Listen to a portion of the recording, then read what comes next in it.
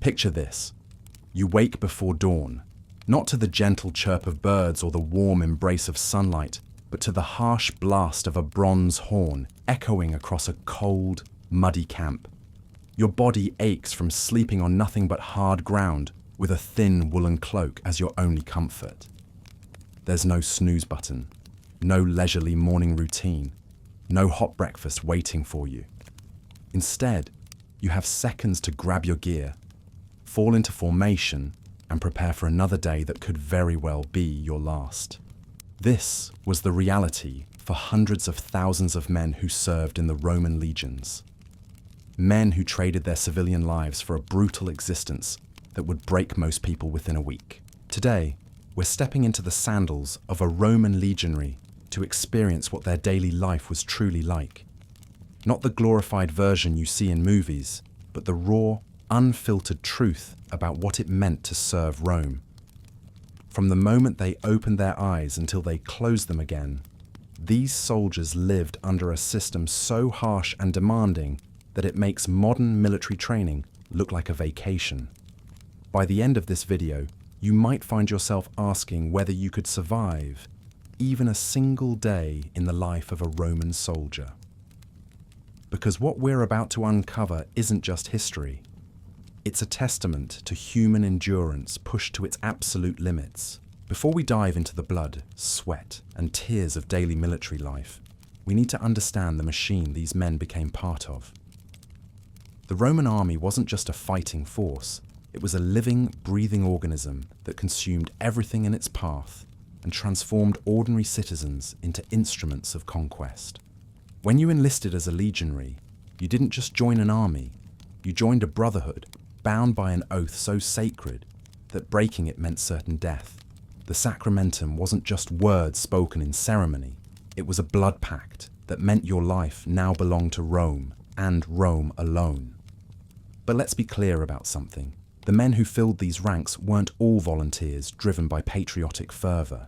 Many were farmers facing bankruptcy, craftsmen seeking steady pay, or young men with no other prospects. The Legion offered them something their civilian lives couldn't provide: regular meals, steady wages, and the promise of land after 25 years of service. Of course, first they had to survive those 25 years. The recruitment process itself was designed to weed out the weak before they ever set foot in a camp. Recruiting officers called conquistores travelled from town to town, examining potential soldiers like buyers at a livestock market. They checked your teeth, tested your eyesight, measured your height, and evaluated your build. Too short, and you were rejected. Too weak, and you were sent home. Show any sign of cowardice or hesitation, and your military career ended before it began. Those who passed this initial screening faced months of training so intensive, it broke grown men. They learned to march in perfect formation for hours without rest, to build fortifications with nothing but basic tools, and to wield their weapons with deadly precision. But more than anything, they learned absolute obedience to orders, no matter how dangerous or unreasonable they seemed. This wasn't just about creating soldiers. This was about erasing the individual and forging a single, unified killing machine. Once you became a full legionary, your day began long before the sun showed its face. The fourth watch of the night, roughly 3 a.m, marked the start of another grueling cycle. There was no gradual awakening, no gentle transition from sleep to consciousness. The blast of the cornu, a curved bronze horn, cut through the darkness like a blade, and every man in camp knew exactly what it meant. Move. Now. Within minutes, 8,000 men would be on their feet, rolling up sleeping mats, checking equipment, and preparing for whatever the day might bring. And trust me, it was never easy. The first task of every morning was breaking camp.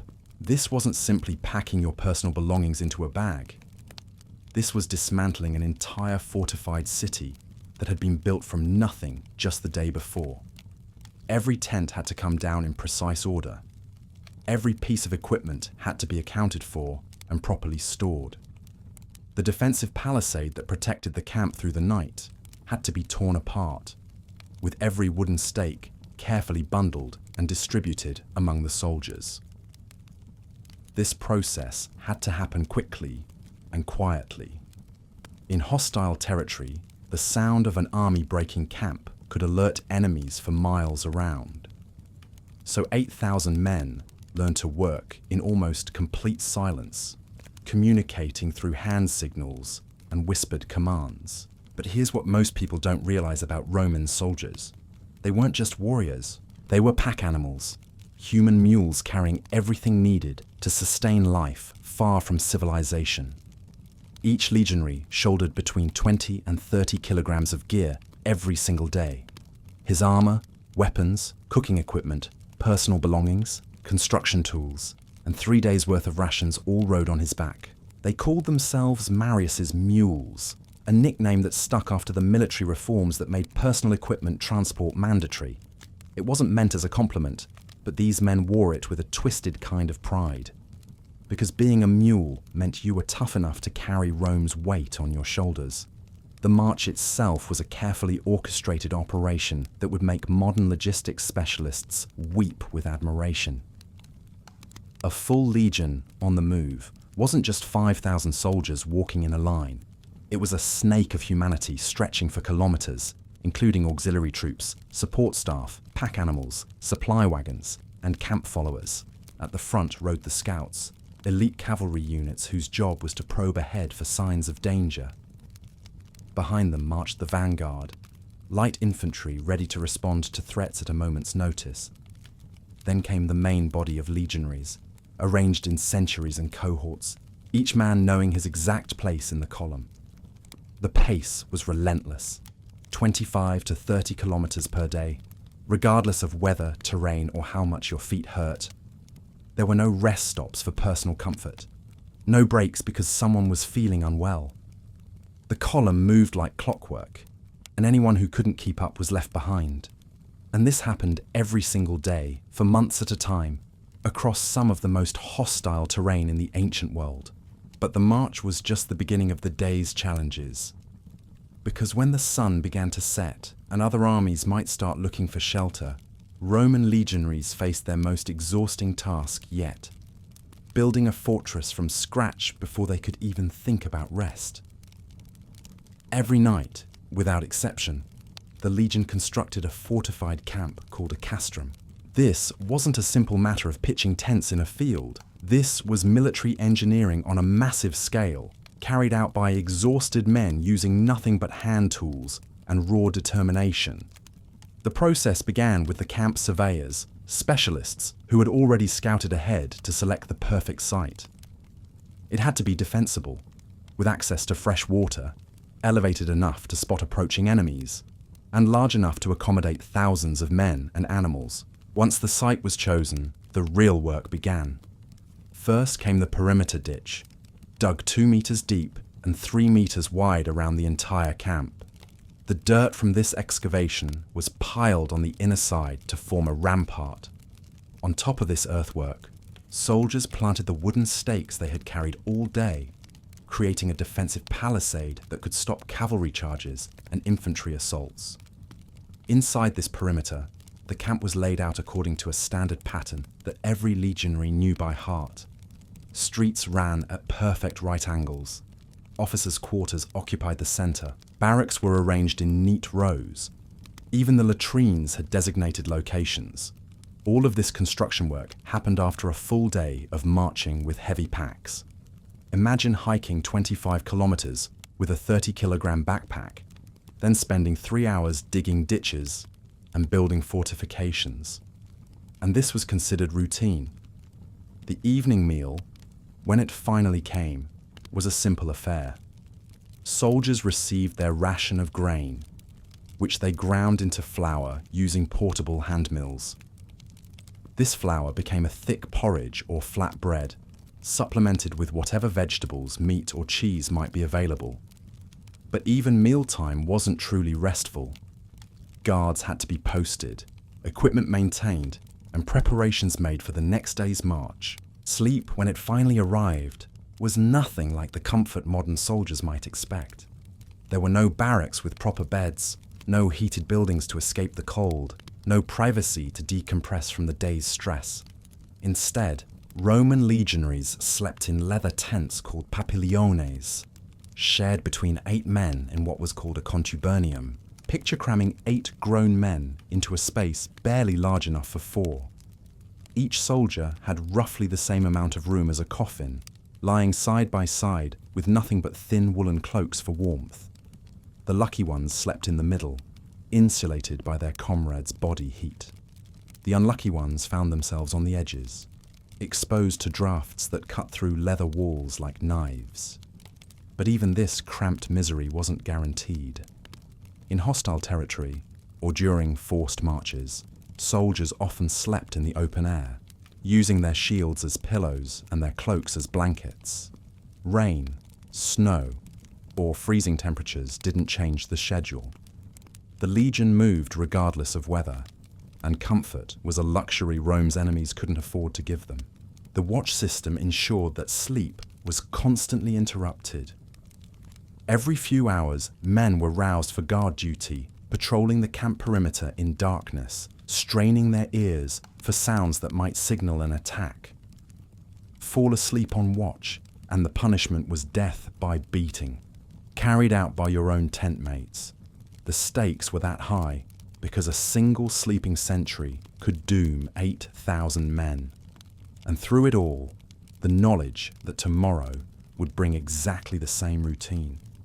Another dawn horn blast, another forced march, another night of construction work, another few hours of fitful sleep before it all began again.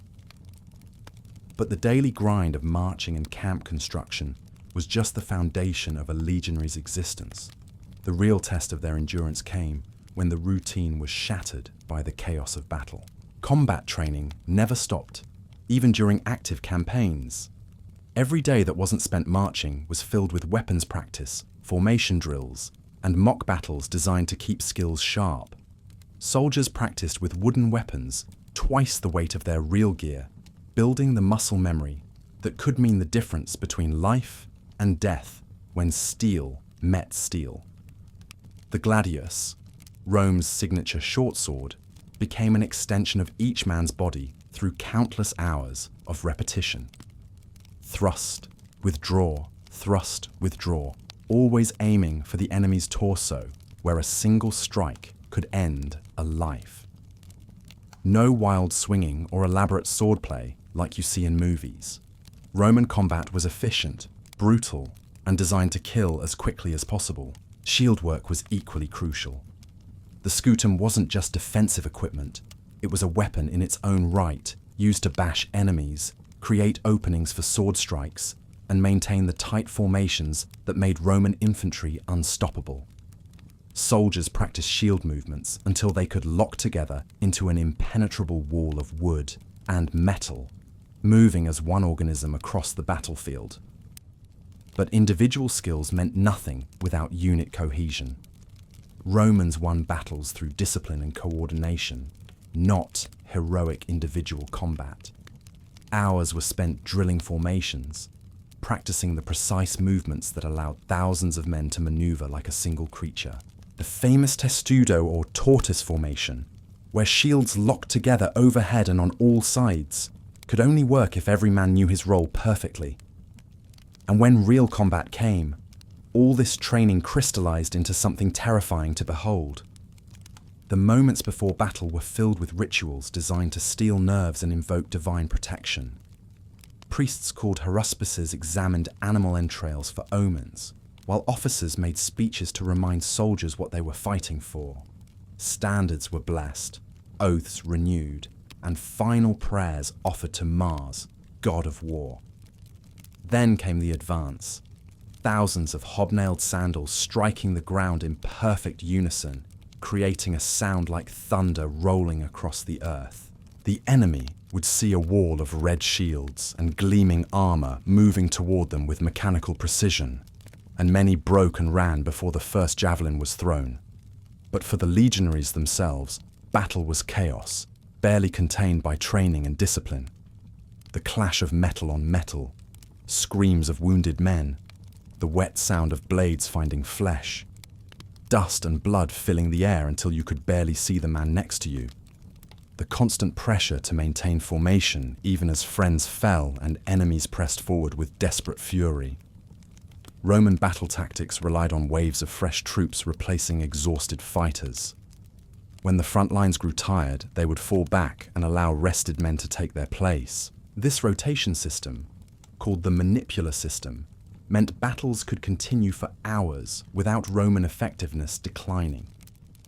Individual legionaries might fight for 20 or 30 minutes at a time before rotating out, but those minutes contained a lifetime of violence, stabbing and slashing with mechanical efficiency while trying to avoid the spears, swords, and axes coming back at them, stepping over the bodies of fallen comrades while maintaining the tight formation that kept them alive. And through it all, the absolute necessity of following orders without question. Retreat when commanded, advance when ordered, hold position even if it seemed like suicide, because the moment individual soldiers started making their own decisions, the formation would collapse and everyone would die. Victory brought its own challenges. Wounded comrades had to be carried from the field, enemy dead stripped of valuable equipment, prisoners secured and processed. The aftermath of battle was often as exhausting as the fighting itself, with soldiers who had just survived mortal combat forced to perform hours of cleanup work. Defeat was worse. Roman armies rarely retreated in good order, and scattered soldiers faced days or weeks of trying to reach safety through hostile territory. Many never made it home, dying of wounds, exposure, or enemy action far from the battlefields where their legions fell. But whether victorious or defeated, those who survived faced the same reality. Tomorrow there might be another battle, another test of their courage and training. The war machine of Rome never stopped grinding forward, consuming lives and creating legends in equal measure. The physical toll of constant campaigning went far beyond the immediate dangers of combat. Living conditions that would horrify modern soldiers were simply accepted as normal by Roman legionaries. Disease spread through camps like wildfire, turning minor ailments into death sentences for men already weakened by exhaustion and poor nutrition. Dysentery was the silent killer that claimed more lives than any barbarian sword. When thousands of men shared primitive latrines and drank from whatever water sources they could find, intestinal diseases became inevitable. Soldiers would march for days with cramping guts and bloody stool because showing weakness meant punishment or abandonment. The medical care available was brutal in its simplicity. Camp doctors, called medici, were more like battlefield surgeons than healers. They could set broken bones, stitch wounds, and amputate limbs, but their tools were crude and their understanding of infection non-existent. A soldier's best hope for surviving serious injury was a strong constitution and sheer luck. Wounds that didn't kill immediately often festered and turned gangrenous.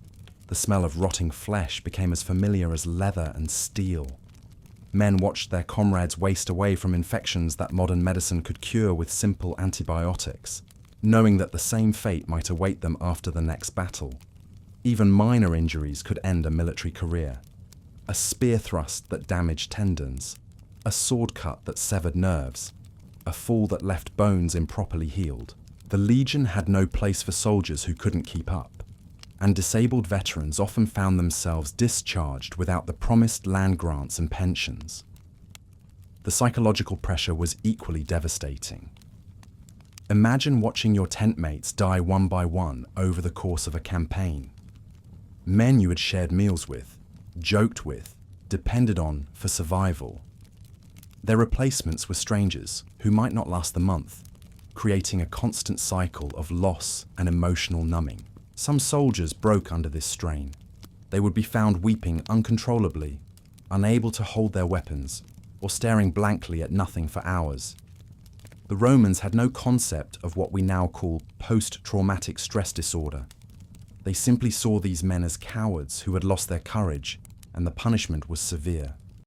Desertion was always a temptation. When the pain became unbearable, When the fear overwhelmed training and discipline, some men simply walked away from their units. But deserters faced a grim choice between almost certain death in the wilderness and execution if they were caught. Roman military law showed no mercy to those who abandoned their posts. The centurions who maintained discipline were themselves products of this harsh system. These were men who had survived decades of campaigning, their bodies covered in scars, their minds hardened by countless battles. They carried vine staffs as symbols of authority, and they used them liberally to maintain order. A centurion's word was absolute law within his century. Cross him, and you might find yourself assigned to the most dangerous duties. Show weakness, and you would face public humiliation designed to shame you back into line. These officers had learned that mercy was a luxury that got soldiers killed, so they ruled through fear and unwavering expectations. But even centurions answered to higher authorities. Military tribunes, young aristocrats serving their required military service, often had little practical experience but carried the full weight of Roman political power. A tribune's displeasure could end careers or result in summary execution, creating another layer of stress and uncertainty. The legion's command structure was designed to eliminate individual initiative in favor of absolute obedience. Soldiers who thought for themselves were dangerous to unit cohesion. Better to have men who followed orders without question, even if those orders seemed suicidal. This system created warriors of incredible effectiveness, but it also created human beings pushed beyond their natural limits. The casualty rates weren't just from enemy action. They included men who died from exhaustion, disease, accidents, and the simple inability to continue under such relentless pressure. Winter quarters provided some relief from the constant marching and fighting, but they brought their own challenges. Soldiers were crowded into temporary barracks or commandeered buildings, often in hostile territories, where the local population viewed them as occupying forces. Boredom became as much an enemy as any barbarian tribe. Months of inactivity led to gambling, drinking, and fighting among the troops. Discipline had to be maintained even when there was no immediate military purpose, creating make-work projects and endless training exercises to keep idle hands busy. Supply lines during winter campaigns were precarious at best. Food shortages were common, forcing soldiers to survive on reduced rations while maintaining their physical conditioning. Firewood became precious as currency, and men would risk punishment to steal fuel for warmth. The isolation from home grew more painful during these quiet periods. Letters from family, when they arrived at all, brought news of births, deaths, and changes that made soldiers feel like strangers to their own lives. Many had been gone so long that their children wouldn't recognize them. Their wives had moved on, their parents had died. Some legionaries formed surrogate families within their units. Bonds forged by shared suffering that ran deeper than blood. These men became brothers in every sense that mattered, willing to die for each other because they were all each other had. But even these relationships were fragile. Military life could separate close friends without warning, sending them to different postings where they might never meet again.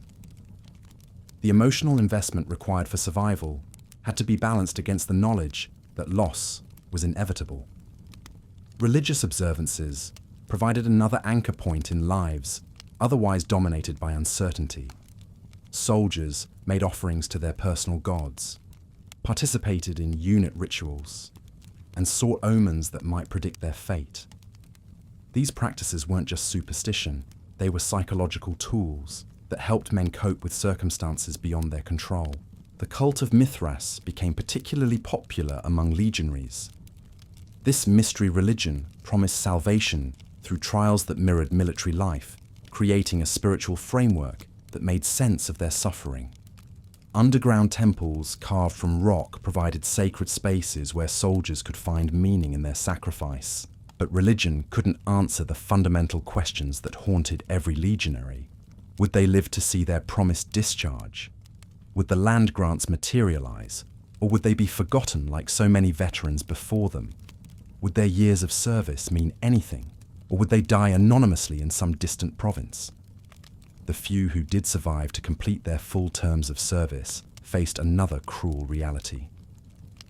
25 years of military life had left them broken in body and spirit, often unable to adapt to civilian existence. The skills that made them deadly soldiers were useless for farming or trade. Many veterans found themselves begging in the streets of Rome, their service medals the only proof of their sacrifice. Others joined the ranks of gladiators, selling their combat skills for entertainment value. The empire that had consumed their youth had little use for them in their old age. Yet despite all this brutality, despite the suffering and sacrifice, men continued to enlist. The promise of steady pay, regular meals, and eventual land ownership was powerful enough to overcome the known dangers. Poverty and desperation drove them to accept terms that no rational person would consider. And once they took the oath, once they became part of the machine, they discovered something unexpected. Pride in their units, loyalty to their comrades, and a fierce identification with Roman power that transcended their individual suffering. They were no longer just farmers or craftsmen. They were legionaries, the iron fist of the greatest empire the world had ever known. This transformation came at a price measured in blood, sweat, and broken dreams. But it also created something remarkable. Men who could march 30 kilometers with full packs, build fortifications with their bare hands, and stand firm in battle against overwhelming odds. Soldiers who carried Rome's eagles to the ends of the earth and planted them in soil where no civilized foot had ever trod. The daily life of a Roman legionary was a grinding ordeal that would destroy most modern people within days. Yet hundreds of thousands of men endured it, lived it, and died for it across the centuries of Roman expansion. Their legacy wasn't just the territories they conquered or the battles they won. It was proof of what human beings could endure when pushed to their absolute limits. They showed that ordinary men could become extraordinary through discipline, training, and sheer bloody-minded determination. But the cost of that transformation was measured in ways that no triumph could repay. The question that haunts every historian who studies Roman military life is this: what drove men to accept such conditions year after year, campaign after campaign? The answer lies in something darker and more complex than simple patriotism or financial desperation. Rome had perfected a system of psychological conditioning that transformed ordinary citizens into willing participants in their own destruction. It started with the very language used to describe military service. Words like honor, duty, and glory masked the brutal reality of what soldiers actually experienced. But the conditioning went deeper than propaganda. The military hierarchy created artificial families that replaced the bonds men had left behind. Your tent mates became your brothers, your centurion your stern father, your legion your tribe. This wasn't accidental. It was a calculated strategy to redirect natural human loyalty away from civilian life and toward the military machine. The ritual scarification that marked veteran soldiers served a similar purpose. Each scar told a story, created identity, marked membership in an exclusive brotherhood that civilians could never join. These wounds became badges of honor that separated the initiated from the weak masses who had never faced steel in anger. Veterans would display their scars like trophies, comparing battle injuries the way other men might compare harvests or business profits. A missing finger from a Germanic axe, a jagged line across the ribs from a Celtic sword, burn marks from siege warfare in hostile cities. Each mark was proof of survival, evidence of courage, membership in a club that demanded blood for admission. This scarification extended beyond the physical. Roman military culture celebrated emotional numbness as strength, the ability to watch friends die without flinching, to kill without hesitation, to endure pain without complaint. These weren't natural human responses. They were learned behaviors carefully cultivated through years of systematic brutalization. Young recruits who showed too much compassion were mocked, bullied, or assigned dangerous duties until they hardened or died. Those who displayed appropriate callousness were rewarded with better assignments, more respect, and inclusion in the inner circles of veteran soldiers. The system selected for sociopathy and punished empathy. The economic structure of military life reinforced these psychological bonds. Soldiers weren't just paid wages. They shared in the spoils of conquest, creating a direct financial incentive for successful campaigns. When cities fell and populations were enslaved, every legionary received a portion of the wealth. This made them partners in imperial expansion rather than mere employees. Veterans colonies established throughout the empire served as both reward and control mechanism. Former soldiers received land grants in strategically important locations, creating loyal populations ready to defend Roman interests. But these grants came with strings attached. The land could be confiscated if the veteran proved disloyal or unreliable. More importantly, these colonies isolated veterans from their original communities. A farmer from Gaul might receive land in Spain, while a craftsman from Egypt found himself settled in Germania. This geographic displacement prevented the formation of veteran networks that might challenge imperial authority while ensuring that Roman military culture spread throughout the provinces. The religious dimension of military service provided another layer of psychological control. Legion standards weren't just symbols, they were sacred objects imbued with spiritual power.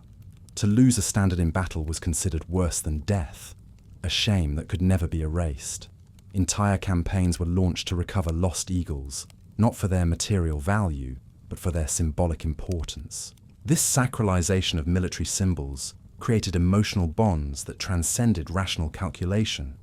Soldiers would die to protect a piece of decorated metal because it represented their unit's honor, their personal worth, their connection to something greater than individual survival. The standard became more important than the men who carried it. Battle rituals reinforced these spiritual connections. Before major engagements, priests would sacrifice animals and read omens while soldiers renewed their oaths to emperor and empire. These ceremonies weren't just superstition. They were psychological preparation that transformed terrified individuals into a unified fighting force ready to die for abstract concepts like glory and duty. The aftermath of battle included its own rituals: victory celebrations, distribution of spoils, honors for the brave, and punishment for the cowardly. These ceremonies served to reinforce the lessons of combat while preparing soldiers for future engagements. Success was rewarded, failure punished, and the cycle continued. But perhaps the most insidious aspect of Roman military psychology was how it prepared men for a lifetime of violence while making peaceful civilian life seem weak and contemptible. Veterans often found themselves unable to relate to people who hadn't shared their experiences, creating a permanent class of warriors separated from the society they supposedly protected. This separation manifested in numerous ways. Veterans spoke differently, using military terminology and crude soldier slang that shocked civilian ears. They moved differently, maintaining the alertness and quick reflexes that had kept them alive in combat. They valued different things, placing courage and loyalty above the comfort and prosperity that motivated most citizens. Many found civilian occupations boring or meaningless after the intensity of military life. What was the point of growing grain or making pottery when you had once held the power of life and death over entire populations? How could normal human relationships compare to bonds forged in mortal combat? Some veterans became bandits or mercenaries, selling their skills to anyone willing to pay. Others joined gladiator schools, finding in the arena a pale shadow of the battlefield excitement they craved.